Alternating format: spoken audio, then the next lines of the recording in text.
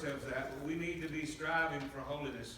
And Paul's beautiful description of conversion in Romans 6, verse 3 and 4, he said, "Know ye not that so many of us as were baptized into Jesus Christ were baptized into his death?" And then he goes on in verse 19, "Even so now yield your members servants to righteousness unto holiness." And then in verse 22, "But now being made free from sin and become servants to God, you've brought your fruit unto holiness, and the end everlasting life." And so holiness is a good word. It's used in the Bible many times. And the word holy as well. 1 Thessalonians 4:7, "For God hath not called us unto uncleanness, but unto holiness."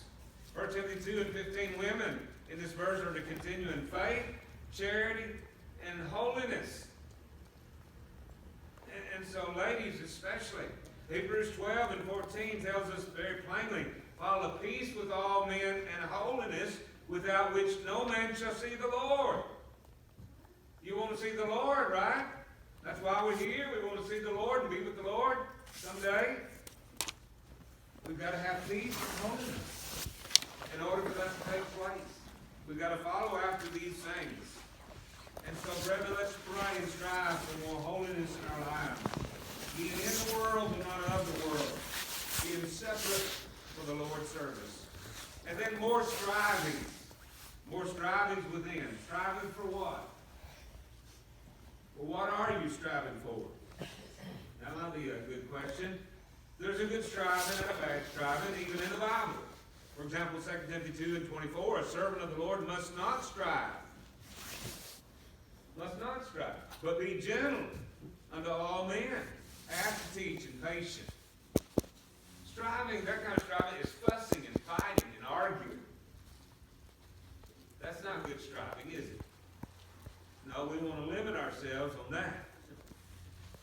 Put a stop to it, best we know how. Titus 3 and verse 9 says, "But avoid foolish questions and genealogies and contentions and strivings about the law, for they're unprofitable and in vain." And so strivings can be used in a bad way in the Bible and in our lives, but also in a good way.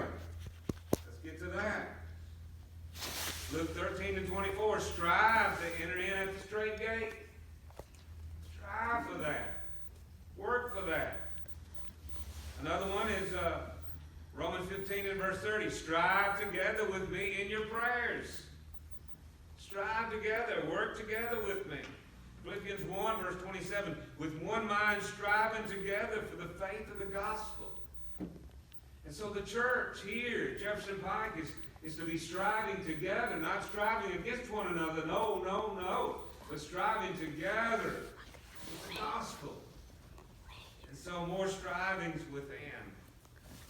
And then what about, well, I've got one.